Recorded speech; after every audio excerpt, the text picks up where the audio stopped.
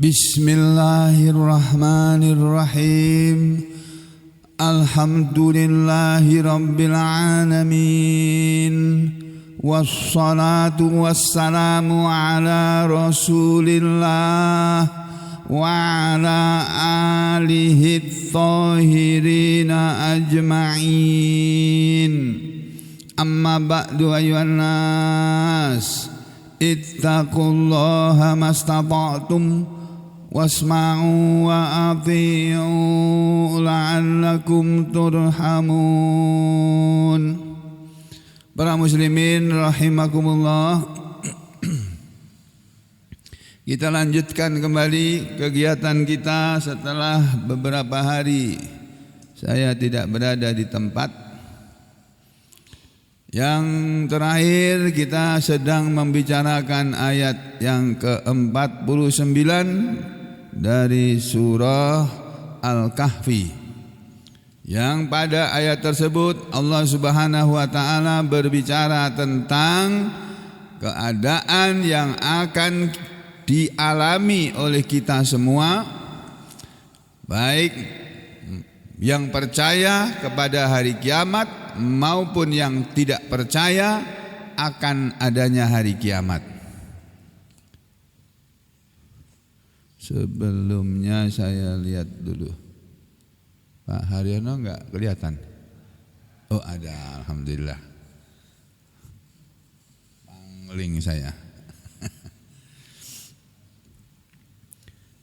Baik manusia itu percaya terhadap hari kiamat maupun yang tidak percaya, semuanya akan mengalami apa yang diceritakan oleh Allah pada ayat ke-49 dari surat Al-Kahfi, yaitu ayat yang menyatakan bahwa semua perbuatan manusia yang kecil, yang dianggap kecil sepele, ya, maupun yang besar, semuanya itu dicatat oleh Allah melalui para malaikat yang ditugaskan oleh Allah. Untuk setiap manusia ada sepasang malaikat yang selalu menemani manusia itu kemanapun atau dimanapun dia berada. Dan malaikat tadi diberi tugas oleh Allah untuk mencatat semua perkataan yang diucapkan oleh manusia tadi maupun semua perbuatannya. Dan setelah terjadi hari kiamat, setelah dunia ini tidak ada lagi, manusia sudah menuju ke alam yang kekal, alam akhirat, ya, karena dunia ini tidak kekal. Dunia ini sifatnya fana, artinya habis, bisa habis. Sedangkan akhirat itu sifatnya abqa, lebih kekal, ya. Maka di hari itu manusia akan melihat sendiri perbuatan yang telah dia lakukan. Yang beriman akan bergembira ketika melihat catatan amal perbuatannya, ternyata dicatatnya itu banyak perbuatan baiknya. Sedangkan orang yang tidak beriman, yang berdosa, yang munafik, yang kafir, yang musyrik, yang fasik, yang zalim dan sebagainya, mereka semua akan ketakutan. Dan mereka merasa hari itu tidak ada lagi yang bisa diharapkan. Nah, semuanya tercatat, kata Allah, wa wajadu ma'amilu hadira, dan mereka pasti akan mendapatkan apa yang telah mereka perbuat, wahai Muhammad, ya, apa yang mereka telah amalkan, telah mereka kerjakan, telah mereka perbuat, hadiran, dalam keadaan hadir, tampak di hadapan mata mereka. Lalu Allah akan memberi vonis, akan menjatuhkan vonis kepada mereka semuanya, ya, setelah mengadilinya tentunya. Dengan saksi-saksinya didatangkan juga. Saksi-saksi tadi bisa berupa para malaikat, bisa berupa tangan dan kaki mereka sendiri. Nah, lalu Allah menyatakan wala yadzlimu rabbuka ahada, dan Allah Tuhanmu Muhammad tidak akan mendolimi satu orang pun, ya, satu pun manusia tidak akan didolimi. Maksudnya akan diberi balasan sesuai dengan perbuatannya. Kalau dia selama hidupnya selalu berbuat baik, maka balasannya di akhirat pun juga baik. Sebaliknya kalau manusia selalu berbuat buruk, berbuat jelek, berbuat jahat, maka balasannya pun keburukan, ya. Nah, ini berita tentang ini ada disebut oleh Allah, nah, kata Imam Ibnu Katsir di dalam surat Al-Qiyamah. Surat Al-Qiyamah itu surat yang ke-75. Kita lihat surat Al-Qiyamah, ya. A'udzu billahi minasyaitonir rajim. Bismillahirrahmanirrahim. La uqsimu biyaumil qiyamah wa la uqsimu bin nafsil lawwamah. Ayahsabul insanu allan najma'a idhamah. Bala qadirina ala an nusawwiya bananah. Bal yuridul insanu liyafjura amamah. Yas'alu ayyana yaumul qiyamah. فإذا برق البصر وخسف القمر وجمع الشمس والقمر يقول الإنسان يومئذ أين المفر كلا لا وزر إلى ربك يومئذ المستقر. Nah, ini ayatnya. Yunabba'ul insanu yawma idzim bima qaddama wa akhar. Nah, ini loh ayatnya. Jadi ayat yang tersebut dalam surat Al-Qiyamah ini, yaitu surat yang ke-75 kalau di Al-Quran, halaman berapa tuh Pak? 577. Kita lihat ya, Al-Quran Kementerian Agama di halaman 577. Nih surat Al-Qiyamah. Jadi ada surat dalam Al-Quran namanya surat Al-Qiyamah, hari kiamat. Tapi tidak ada surat yang bernama surat Al-Jannah, ada surga, enggak ada. Adanya hari kiamat. Satu surat penuh ini isinya tentang hari kiamat. Ya, kita lihat ya, tadi yang pada ayat yang kita baca, yang dibacakan tadi dari ayat mana ini?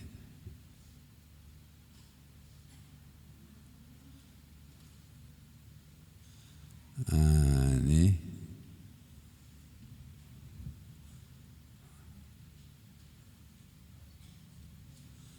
ayat yang pertama tadi ya. Orang di sebelahnya.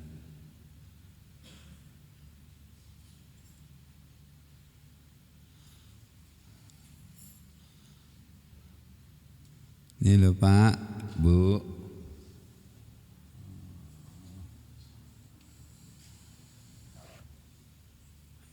Oh, kegedean. Nah ini, loh, tapi nggak kelihatan ya dari belakang ya. Terlalu kecil ya.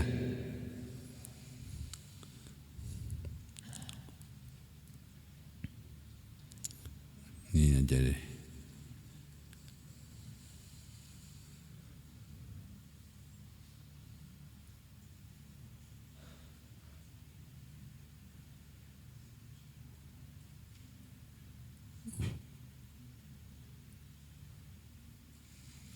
Ini surat Al-Qiyamah, surat yang ke-75, surat nomor 75, ayatnya jumlahnya 40 ayat, dan ini termasuk surat Makkiyah, surat yang turun turun di Mekah atau surat yang turunnya sebelum Nabi Muhammad sallallahu alaihi wasallam hijrah atau hijrah ke Madinah. Allah berfirman, A'udzubillahi minasyaitonirrajim. Bismillahirrahmanirrahim. La uqsimu biyaumil qiyamah. Aku bersumpah dengan hari kiamat. Wala uqsimu bin nafsil lawwamah.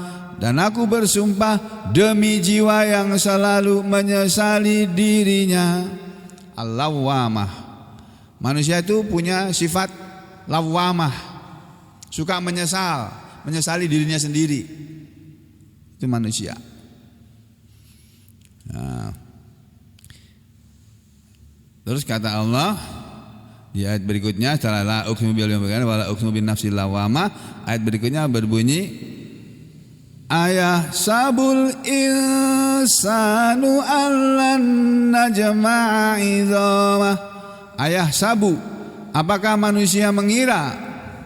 Ya, ayah sabul insan, apakah manusia mengira allan najma'a idhamah, bahwa kami Allah tidak akan mengumpulkan kembali tulang belulangnya?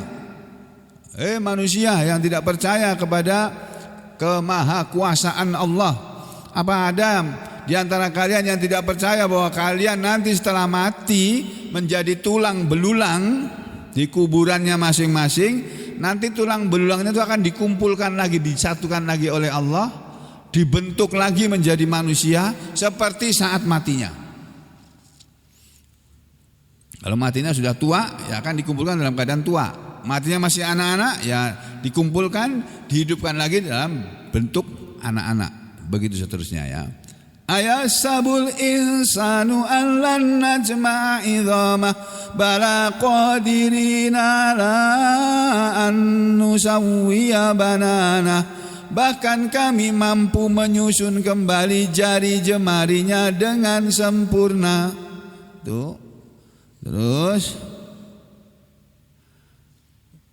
ayat berikutnya berbunyi ini, bal yuridul insanu liyafjura amamah. Nih, bal yuridu, bahkan manusia atau akan tetapi manusia, ya, yurid balil insanu, bahkan manusia itu akan tetapi manusia itu yuridu, menginginkan, menghendaki, ayyafjura amamah, hendak berbuat maksiat terus menerus.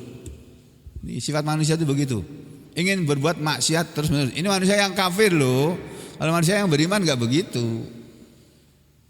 Kalau manusia yang beriman tuh di surat di belakangnya nanti, habis surat Al-Qiyamah 175, di belakangnya surat Al-Insan.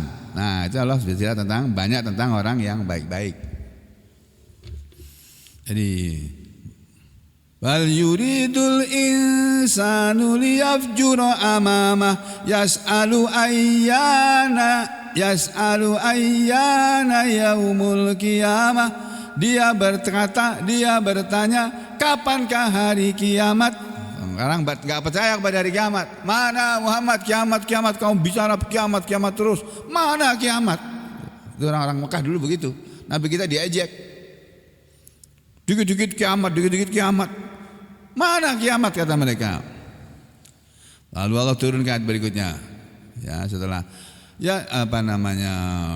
yas'alu ayyana yaumul qiyamah. Ini ayat yang kelima kan? Yas'alu ayyana yaumul qiyamah. Lalu Allah menjawab, fa idza barikal basaru wa khasafal qamaru wa jumi'asy syamsu wal qamar. Nah, kata Allah di ayat yang berikutnya, sebagai jawaban pertanyaan orang-orang Mekah pada waktu itu yang tidak percaya akan adanya hari kiamat, mereka selalu tanya kepada Nabi Muhammad SAW, kapan Muhammad hari kiamat itu? Allah menjawab, fa idza barikal basar, maka apabila mata telah terbelalak, maksudnya ketakutan. Nanti hari kiamat akan datang waktunya ketika mata-mata manusia sudah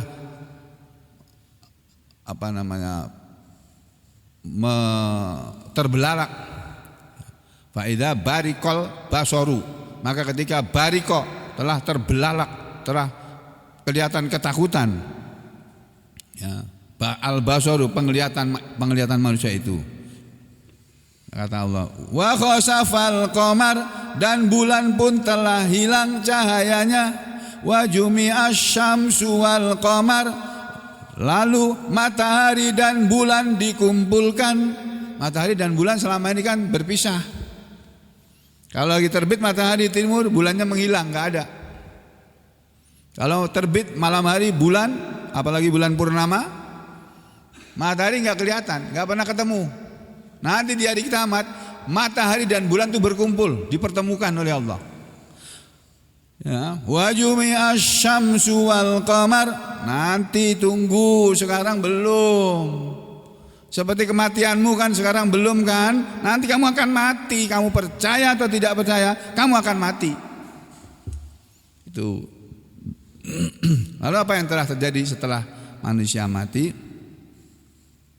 Kata Allah, nanti kalau sudah terjadi semua ini ya, fa idza bariqal basaru wa khasafal qamaru wa jumi'asy syamsu wal qamar yaqulul insanu yauma idzin ainal mafar, maka pada hari itu manusia berkata, kemana tempat lari? Ainal mafar, mana tempat lari? Mereka mau lari, enggak mau mati.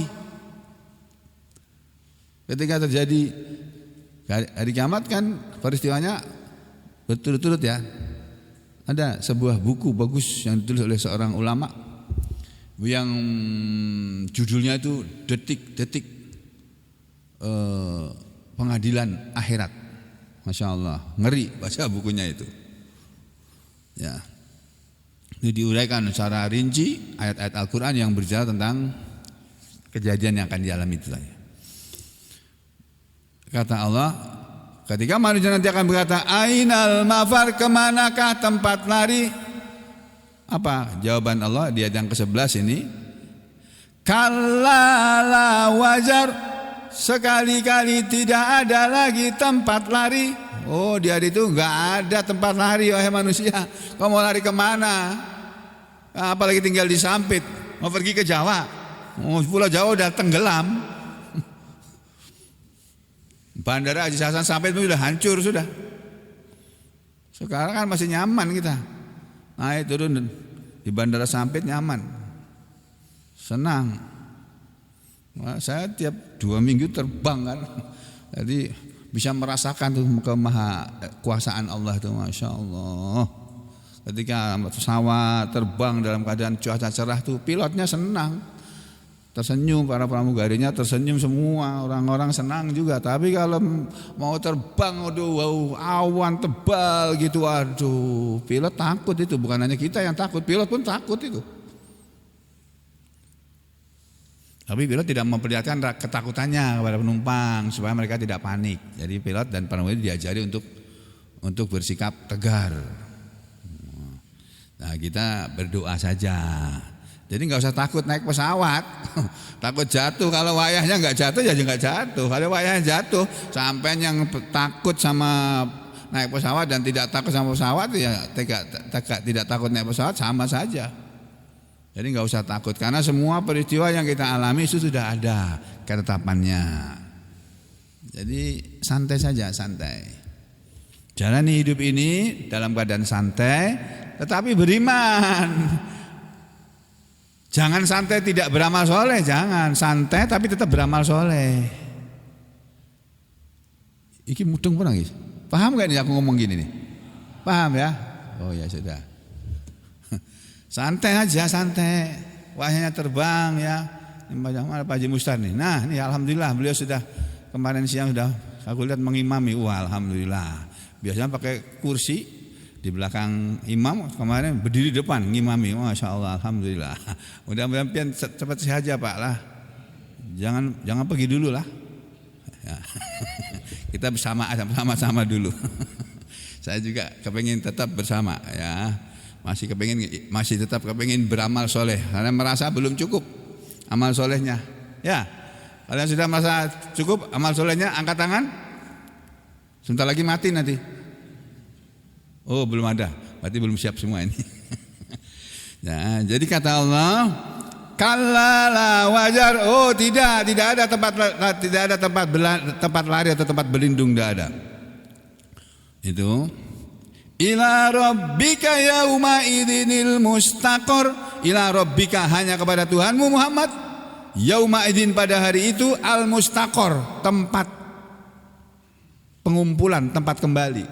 Al mustaqorru, tempat pengumpulan, tempat menetap, tempat kembali.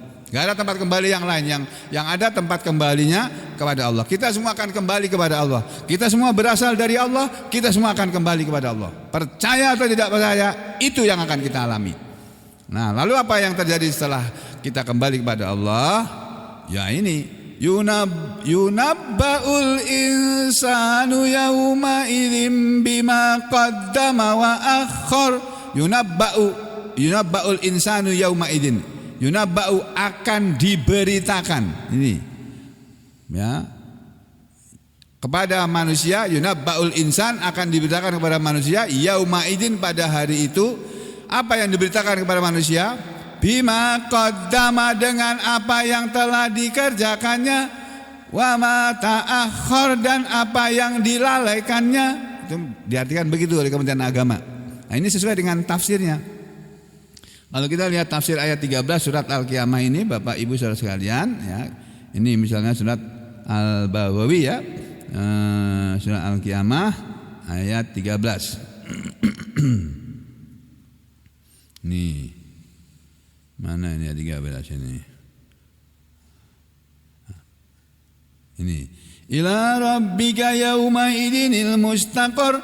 Itu maksudnya al-mustaqorrul khalqi, tempat kembalinya seluruh makhluk.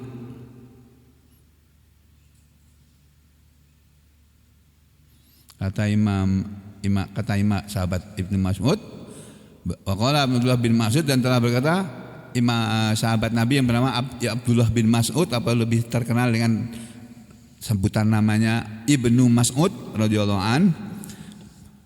Beliau mengatakan, kalau kamu baca Al-Quran ada ketemu kata-kata al-masir, al-marji, wal-marji ya, al-marji itu nadiruhu, perbandingannya adalah qauluhu ta'ala, firman Allah Ta'ala, ila rabbikar ruja'a ya, kepada Tuhanmu lah ar-ruja'a, tempat kembali. Itu surat Al-Alaq ayat 4 ya.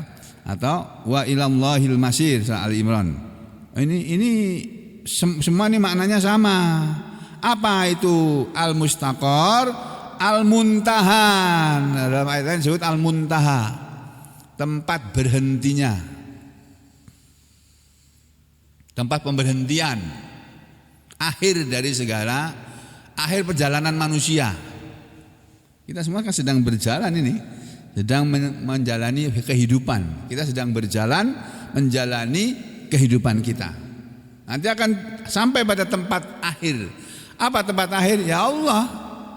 Wa anna ila rabbikal muntaha, kata Allah dalam surat An-Najm itu. Nah, terus yang terjadi berikutnya, yunabba'ul insanu yauma idzin bima qaddama wa akhkhar. Yunabba'u, akan diberitakanlah al-insanu kepada manusia, yauma idzin di hari itu, bima dengan apa saja yang qaddama dia telah dahulukan, wa akhkhara dan yang telah dia undurkan. Qaddama yang telah dia kerjakan dulu waktu di dunia, wa akhkhara dan yang dia undurkan, enggak sempat dikerjakan sampai mati. Nah, kata Ibnu Mas'ud, maksud ayat ini, qala Ibnu Mas'ud wa Ibnu Abbas, dua pakar tafsir sahabat Nabi ini, sahabat Abdullah bin Mas'ud atau Ibnu Mas'ud dan Abdullah bin Abbas atau Ibnu Abbas, keduanya sepakat menerangkan bahwa yang dimaksud dengan bima qaddama, akan diberitakan kepada manusia apa saja yang telah dia dahulukan. Maksudnya apa saja yang telah dia dahulukan, dia kerjakan qabla mautihi, sebelum matinya. Sebelum matinya kan kita ini sedang beraktivitas. Kalau sudah mati berhenti aktivitas kita. Sekarang kita masih hidup, selalu beraktivitas, bangun tidur pagi, berwudu, sholat tahajud, sholat witir ya, kemudian sholat sunnah qobliyah subuh, kemudian sholat subuh, habis subuh kita ngaji. Kalau enggak sekarang ngaji, mau kapan ngajinya? Enggak sekarang kapan lagi mau ngaji? Mumpung kita masih diberi waktu mengaji, ya waktunya ngaji kita ngaji, waktunya istirahat kita istirahat, waktunya kerja kita kerja, waktunya tidur kita tidur. Tuh. Jadi bima qaddama, apa saja yang manusia telah dahulukan, telah kerjakan qabla mauti, sebelum kematiannya, min amalin sholihin, baik berupa amal soleh, wa sayyi'in, maupun dan berupa amal yang jelek, amal baik maupun amal jelek yang dia sudah kerjakan terlebih dahulu sebelum matinya, itu semuanya akan diberitakan. Yunabba'ul insan, akan diberitakan kepada manusia bima qaddama, dengan apa saja yang telah dia kerjakan, baik itu pekerjaan atau perbuatan yang bagus, yang baik, maupun pekerjaan dan perbuatan yang jelek, semuanya akan diberitakan. Wama, ayatnya bunyi wama wa akhara, ya bukan wa ta'akhir, tadi saya salah baca ya. Yunabba'ul insanu yauma idzin bima qaddama wa akhar, apa yang telah dia kerjakan dan apa yang belum dia kerjakan. Bima akhar maksudnya ba'da mautihi, apa yang dia undurkan sebelum matinya. Min sunnatin hasanatin aus sayyiatin, baik yang berupa sunnah yang bagus maupun sunnah yang jelek. Yang ya'malu biha, dia selalu beramal dengannya. Jadi sebuah perbuatan kita yang baik maupun yang buruk, yang belum kita perbuatan yang baik maupun yang buruk yang belum kita kerjakan sampai mati, itu nanti juga akan diberitakan. Ini sunnah hasanatin wa sunnah sayyiatin. Nah, kalau di tafsir yang lain dari Ibnu Abbas juga, yang dimaksud dengan bima qaddama, apa yang telah dia kerjakan, yaitu minal maksiyah. Kalau Allah bilang yunabba'ul insanu yauma idzin bima qaddama wa akhar, akan diberitakan kepada manusia apa yang telah dia kerjakan. Nah, maksudnya apa yang dia kerjakan, minal maksiati, dari perbuatan maksiat, wa akhar, dan apa yang dia belum kerjakan, minat ta'ah, dari perbuatan taat. Jadi perbuatan taat, melaksanakan perintah Allah, menjalankan perintah Allah atau perintah Rasul, yang kita undurkan, yang belum kita kerjakan, akan diberitahukan juga. Sama dengan tafsir dari Qatadah, bima qaddama min ta'atillah wa akhara min haqqillah. Itu. Jadi yang sudah dia kerjakan berupa mentaati Allah, maupun yang belum dia kerjakan berupa haqqillah, hak Allah. Jadi Allah itu punya hak, manusia juga punya hak. Haknya manusia apa? Haknya manusia yang menjadi kewajiban Allah, taruhlah begitu dalam tanda petik, kewajiban Allah kepada manusia adalah memberi kehidupan kepada manusia, menyediakan prasarana untuk hidupnya manusia, ya, dan seterusnya. Nah, haknya Allah itu cuma satu. Haknya Allah adalah kewajiban manusia.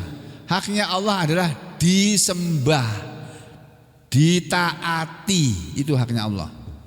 Allah tidak boleh tidak ditaati atau dimaksiati, didurhakai, tidak boleh. Kita tidak boleh tidak taat kepada Allah, tidak boleh. Dan ketaatan kepada Allah adalah kewajiban kita. Jadi kalau kita hidup sudah melaksanakan kewajiban kita, selesai sudah tugas kita. Kalau belum, ya kita harus segera laksanakan. Ya, sebelum nanti kita menyesal. Ya, nanti yunabba'ul insanu bima qaddama wa akhar. Ya, jadi gitu Pak. Semua perbuatan kita yang sudah kita lakukan maupun yang belum kita lakukan, semuanya akan diberitakan kepada manusia. Ini bagi kebandingannya, ya. Lalu setelah ayat ini, kata Ibnu Katsir, masih ada lagi satu ayat lagi nih yang disebut oleh Allah di dalam surat At-Tariq yang belum sempat saya terangkan kemarin itu, ya. Kita lihat kembali surat At-Tariq, ya. Surat At-Tariq itu adalah surat nomor berapa ya? 80. Nah, ini anak-anak kita sudah pada hafal nih, anak-anak madrasah kita pada hafal. A'udzubillahi minasyaitonir rajim. Bismillahirrahmanirrahim. Was-samaa'i wat-tariq. Wa ma adraka mat-tariq. An-najmu tsaqib. in kullu nafsin lamma 'alaiha hafiz. Nah, kemarin diterangkan sampai di sini kan. Demi langit, demi bintang, dan tahukah kamu apa bintang At-Tariq itu? Bintang At-Tariq adalah bintang yang cahayanya menembus kegelapan malam. Lalu Allah berfirman, in kullu nafsin lamma 'alaiha hafiz. Tidaklah setiap manusia kecuali atas dirinya ada penjaga. Manusia itu dijaga oleh malaikat di kanan kirinya. Falyanzuril insanu mimma khuliqa. Maka silahkan melihat al-insan, para manusia itu silahkan melihat mimma khuliqa, dari apa dia telah diciptakan. Khuliqa mimma intafiqa, dia telah diciptakan dari air yang memancar. Yakhruju min bainis sulbi wat taraib, air yang memancar itu keluar dari antara sulbi laki-laki dan taraib perempuan. Innahu ala raj'ihi laqadir. Nah ini, innahu sesungguhnya dia Allah, ala raj'ihi untuk mengembalikan dia, manusia yang sudah mati lalu dikembalikan menjadi hidup lagi. Untuk itu Allah laqadirun, sungguh dia berkuasa, dia maha kuasa. Allah itu berkuasa, mampu, bisa melakukan, menghidupkan kembali manusia yang sudah menjadi tulang belulang. Itu kapan itu? Yauma tublas sarair, pada suatu hari nanti di mana akan ditampakkan segala rahasia. Masya Allah, segala rahasia manusia akan ditampakkan nanti, diperlihatkan. Ngeri ini. Jadi keburukan kita nggak bisa ditutup-tutupi. Kalau sekarang di dunia ini keburukan kita bisa kita tutup-tutupi, korupsi kita bisa ditutupi. Korupsi manusia ini nanti di hari akhir dibuka semua persoalan, semua masalah yang belum selesai di dunia ini akan dibuka kembali. Apa acara persidangannya itu kan disidangkan lagi nanti di sana. Di hari akan ditampakkan segala rahasia. Famalahu min quwwati wala nasir. Fama, maka tidak ada lagi lahu bagi dia, bagi manusia, min quwwatin, dari satu kekuatan pun, wala nasir, dan tidak pula satu penolong pun. Kalau sekarang di dunia ini Pak, manusia masih punya kekuatan, untuk menolong dia. Kekuatannya ya macam-macam, bisa hartanya, bisa pendukungnya, bisa pemujanya, pemujinya, bisa menolong, bisa menjadi kekuatan untuk menolong dia, dan bisa menjadi penolong kekuatan. Nanti di akhirat akan tiba waktunya, nanti tidak ada lagi bagi manusia ini satu kekuatan pun yang bisa menolong dia, dan tidak ada lagi satu penolong pun, tidak ada lagi. Itu.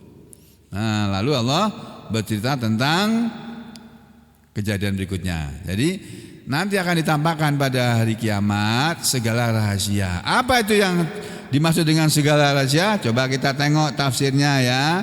Ayat ke-9 dari surat ke-86.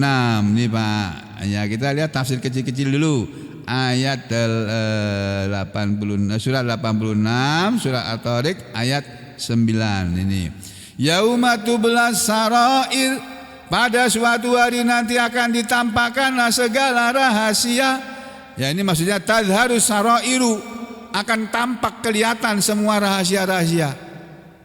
Wa huwa ala kulli syai'in wakil, wakala ilar rajul, dan dia Allah atas segala sesuatu, wakala ilar rajul. Ya, Allah akan menyerahkan kepada setiap orang yang la yu'allimhu ghairuhu. Allah akan menunjukkan kepada setiap orang apa yang la yu'allimhu ghairuhu, tidak mengetahuinya selain dia. Jadi rahasia itu kan sesuatu yang orang lain tidak tahu. Nanti di hari kiamat akan dibuka, itu ditampakkan. Apa enggak ngeri itu Pak? Rahasia kita dibongkar oleh Allah. Ini tafsir Ibnu Abbas. Kalau tafsir jalan lain apa? Yauma tubla sarair, yauma pada suatu hari nanti tubla maksudnya tuhbaro atau ya tuhbaru akan dikabarkan, wa tukshafu dan akan dibuka as-sarair segala rahasia, maksudnya domairil kulub, rahasia hati manusia pun akan ditampakkan. Ngeri itu nanti Pak. Dan manusia yang pertama kali ya, manusia yang pertama kali akan dimasukkan neraka Pak, di waktu pengadilan di akhirat nanti, itu bukan orang kafir loh. Orang yang ahli qiraah, Masya Allah, yang terkenal sebagai qori, tapi dia tidak ikhlas. Yang mati syahid, tapi dia mati syahidnya tidak ikhlas. Yang dermawan, tapi dia kedermawannya tidak dilakukan karena keikhlasan. Itu yang dimasukkan lebih dulu ke neraka. Dipanggil nanti, kamu dulu waktu dunia, ku beri kamu nikmat, kamu menjadi qori terkenal kan? Nah, kenapa kamu lakukan itu? Dia akan jawab, ya Allah, aku jadi qori, aku setiap hari membaca Al-Quran dan aku bacakan Al-Quran kepada manusia karena aku menginginkan keridhoanmu. Allah bilang, kadzaba, bohong kamu. Kadzabta, bohong kamu. Kamu membaca Al-Quran, menyampaikan Al-Quran kepada manusia bukan karena itu. Dalam hatimu kamu ada keinginan, terbersit dalam hatimu, kamu ingin dipuji sebagai qori. Waduh, ngeri Pak, ngeri. Masya Allah. Itulah makanya para sahabat Nabi itu nggak suka menonjolkan diri, nggak suka. Imam Syafi'i rahimahullah, Imam Syafi'i itu loh Pak, orang yang paling baik itu diantara umat di zamannya itu. Beliau kalau pergi ke pasar tuh nggak pakai gamis kayak gini Pak, pakai baju biasa. Orang nggak tahu itu Imam Syafi'i, nggak tahu, karena nggak menampakkan dirinya sebagai orang yang berilmu. Kalau kita kan bangga kemana-mana pakai gamis. Oh, dilihat orang, ini siapa yang pakai gamis ini? Kiai besar ini, apalagi pakai sorban tebal gitu. Waduh. Ya. Orang sering bangga. Jangan begitu Pak. Kita jangan begitu. Kita sembunyikan diri kita.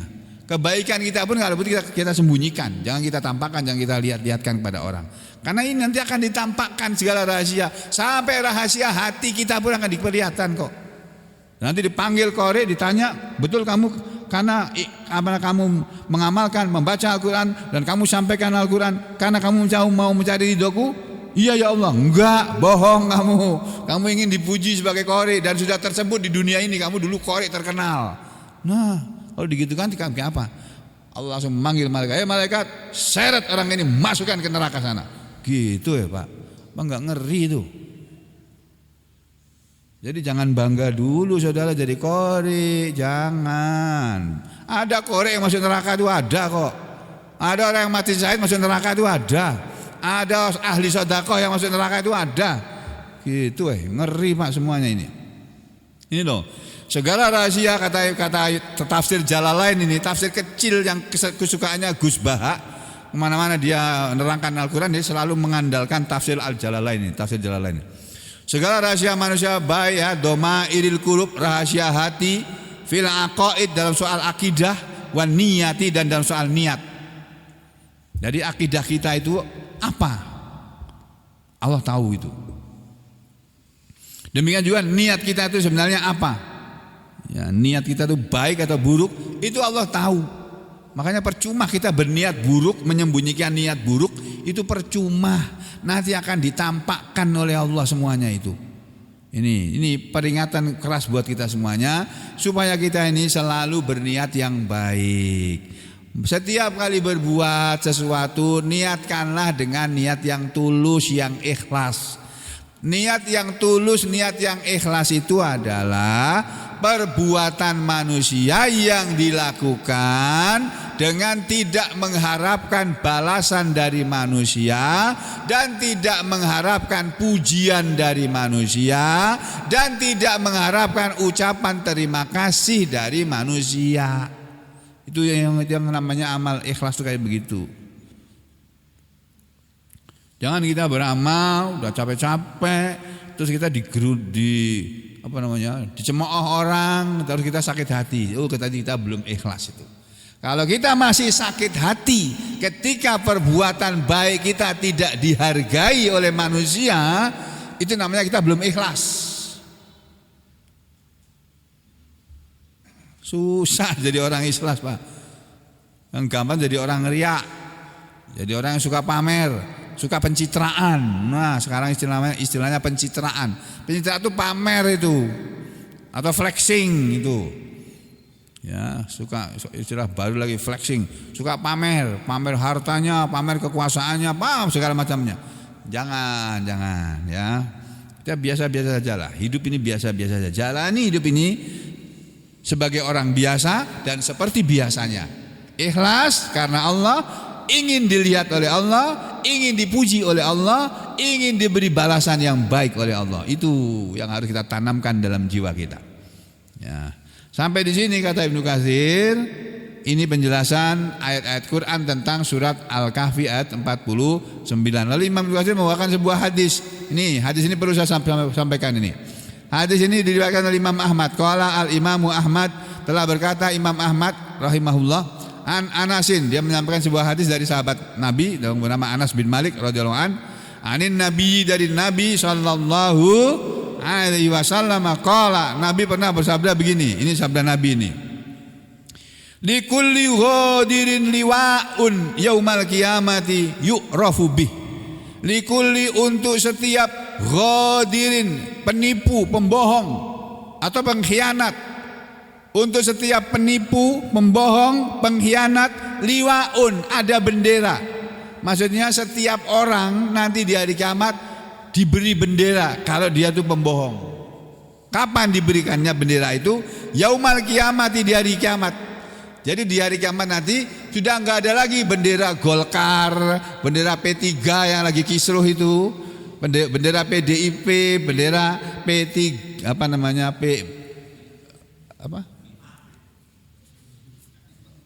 PDIP, bendera Gerindra. Enggak ada lagi nanti. Yang ada tuh liwak ini, liwaknya, benderanya penipu. Pembohong akan diberi bendera. Ini loh pembohong, ini loh. Semua orang tahu nanti yu'rafu bih, akan dikenal dengannya. Dan nanti di akhirat ada bendera. Bendera itu hanya untuk menunjukkan ini loh pembohong, ini orang ini. Jangan sampai itu diberikan kepada kita bendera itu. Jangan sampai. Makanya kita jangan jadi pembohong. Jangan. Jadilah orang yang jujur. Masya Allah. Karena hidup ini tidak selalu manis, kadang-kadang pahit. Hidup ini tidak selalu senang, kadang-kadang susah. Hidup ini tidak selalu sehat, kadang-kadang sakit. Ya, Pak Mustar itu beberapa hari kata sehat, tiba-tiba nggak muncul. Kenapa? Kumat. Apanya? Tekanannya naik. Ini coba tanya beliau.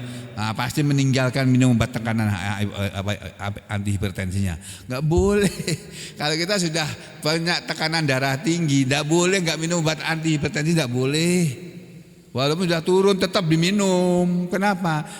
Nah, namanya tekanan darah itu ya Pak, yang namanya tekanan darah itu Pak, kalau sudah tinggi, memang dasarnya sudah tinggi, itu harus dikasih obat untuk menekan, jangan tinggi. Nanti kalau kita merasa wah ini udah normal, nggak usah minum 1, 2, 3 hari, dia naik itu lebih dari biasanya Pak. Kalau biasanya 100 paling tinggi 160, sampai sudah minum obat turun sampai 120, beberapa hari nggak minum dia akan naik 170. Kita turunkan lagi sampai 120 lagi.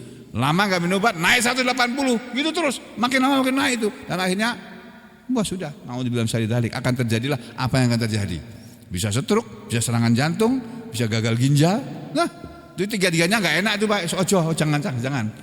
Ya, hindari dari itu semua. Nah, kita minta tolongnya kepada Allah. Berdoa dulu kepada Allah, terus ikhtiar batinnya berdoa kepada Allah, ikhtiar zahirnya ya minum obat. Ilmu kedokteran itu bukan kaleng-kaleng itu Pak. Ilmu kedokteran itu melalui penelitian. Mereka berani mencetak, membuat obat kemudian memberikan kepada manusia setelah melalui penelitian yang panjang itu. Dicobakan kepada binatang dulu, habis itu dicobakan kepada probandus. Probandus itu orang yang diberi obat gratis. Ya, kamu sakit ini kan, ini ada obat baru ditemukan ini. Sudah terbukti pada binatang, bagus hasilnya. Sekarang dicobakan pada manusia. Itu gratis, mereka dapat obat gratis untuk obat jantung lah, obat ginjal, obat hipertensi, obat gula, macam-macam. Nah itu kalau sudah terbukti sahih, ya ternyata betul-betul nggak ada efek samping yang berbahaya dan efektifnya bagus, baru dicetak itu kepada obat. Itu sebabnya obat itu harganya mahal, Pak. Ya makin lama makin mahal, apalagi dolarnya makin naik, rupiahnya makin turun. Oh sudah. Nah, obat mahal itu karena dibuat melalui penelitian panjang. Tuh. Nah, kalau obat buatan kita sendiri murah, kunyit gitu, diparut, direbus. Obat tradisional itu murah. Kalau kepingin buat yang murah ya pakai obat tradisional. Kalau pakai obat-obat yang buatan manusia, ya mahal, itu pakai biaya membikinnya. Nah ini kembali ke sini ya. Nanti setiap manusia akan diberi bendera, ya bendera para penipu ini. Ini hadis ini diriwayatkan dari Imam Ahmad, akhrajahu, Imam Bukhari dan Muslim juga mengeluarkan hadis ini dalam riwayatnya Bukhari dan Muslim bunyinya begini. Rasulullah mengatakan, yurfa'u likulli ghadirin liwa'un yaumal qiyamah. Akan dinaikkan atau ditinggikan likulli ghadirin untuk setiap penipu atau pengkhianat, liwa'un sebuah bendera yaumal qiyamah di hari kiamat. Indastihi, benderanya bisa didirikan setinggi apa? Istihi, setinggi pantatnya. Biqadri ghadratihi, ya, sebanding dengan sekadar atau sebanding dengan penipuannya. Kalau penipuannya kecil, korupsinya kecil, benderanya mungkin setinggi pantat. Kalau korupsinya gede gitu ya, triliunan atau miliaran gitu, benderanya tinggi. Ya. Jadi akan dikatakan oleh para malaikat di hari kiamat nanti, hadi ghadratu fulan bin fulan. Ini bendera milik fulan bin fulan. Disebut namanya Pak. Apa enggak malu kita itu? Ini bendera yang menunjukkan orang ini adalah penipu. Namanya fulan bin fulan, disebut namanya itu. Dengan binnya, dengan mama bapaknya. Malu nih, bapaknya malu, anaknya juga malu. Ini nanti akan diterangkan ini. Dan yang terakhir, wala yadlimu rabbuka ahada, dan Tuhanmu Muhammad tidak menzalimi sesuatu seorang pun di hari kiamat nanti. Maksudnya yaitu fayahkumu baina ibadihi, maka Allah akan menghukumi, memutuskan dengan keputusan dan dengan vonis di antara hamba-hambanya fi a'malihim jami'an, berdasarkan pada amalan-amalan mereka semuanya. Wala yadlimu ahadan minal khalqihi min khalqihi, dan Allah tidak akan menzalimi satu pun dari makhluknya ini. Semua makhluk akan diberi keputusan yang adil oleh Allah. Ya, enggak akan dizalimi. Bahkan yafiru wa yasfahu wa yarhamu wa yu'adzibu may yasha. Allah akan yaghfiru ini ya, akan mengampuni setiap orang yang dia mau ampuni, wa yasfahu, dan Allah akan melonggarkan dengan kelonggaran dari Allah kepada setiap orang yang dia kehendaki, wa yarhamu, dan Allah akan memberi rahmat kepada orang yang dia kehendaki, wa yu'adzibu, dan Allah akan mengadab, menyiksa, menghukum may yasha, siapapun yang dia kehendaki, bi qudratihi, sesuai dengan ketentuannya, ketetapannya, wa hikmatihi, dan sesuai dengan hikmah Allah, wa adlihi, dan sesuai dengan keadilannya. Sebaliknya, wayam laun nar, dan Allah akan memenuhi neraka minal kufar, dari orang-orang kafir. Orang-orang kafir nanti tempatnya banyak di neraka sana. Bukan hanya orang-orang kafir, wa ashabil ma'asi, dan para pelaku kemaksiatan. Thumma, kemudian yunajji ashabal ma'asi, Allah akan menyelamatkan pelaku kemaksiatan, wa yukhalladu fiha, ya. Dan Allah akan mengekalkan dia di dalamnya, ya, kafirun, orang-orang kafir. Jadi Allah akan memaafkan orang-orang yang beriman walaupun dia berbuat dosa, dan karena dosanya dia akan dimasukkan ke neraka dulu, tapi nanti akan diampuni oleh Allah, dikeluarkan dari neraka dan dimasukkan ke surga. Tetapi orang yang kafir, mati dalam keadaan kafir, akan dikekalkan oleh Allah di dalam neraka. Ini ayat yang dimaksud dengan wala yadlimu rabbuka ahada. Karena apa? Wa huwal hakim, karena Allah adalah sebenar-benar hakim, alladzi la yajuru wa la yadlim, yang tidak akan menyimpang dan tidak akan mendolimi dalam mengadili manusia. Inilah sebabnya qala ta'ala, Allah Ta'ala berfirman dalam ayat yang lain, yakni surat apa ini?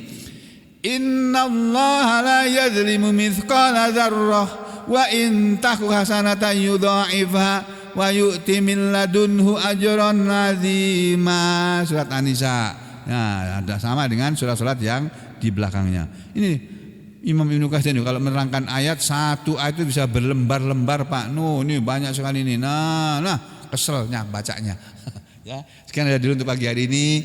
Mudah-mudahan kita semuanya, saya berharap kepada Allah Subhanahu wa taala, kiranya Allah memberikan kepada kita pemahaman dalam urusan agama ini, memberi kepada kita semuanya kesabaran untuk tetap menuntut ilmu, tidak jemu, tidak bosan ya, tidak jera menuntut ilmu demi memperbaiki amalan-amalan kita, supaya amalan kita diridhoi oleh Allah Ta'ala, dan supaya kita semua dikumpulkan oleh Allah di dalam surga Firdausnya.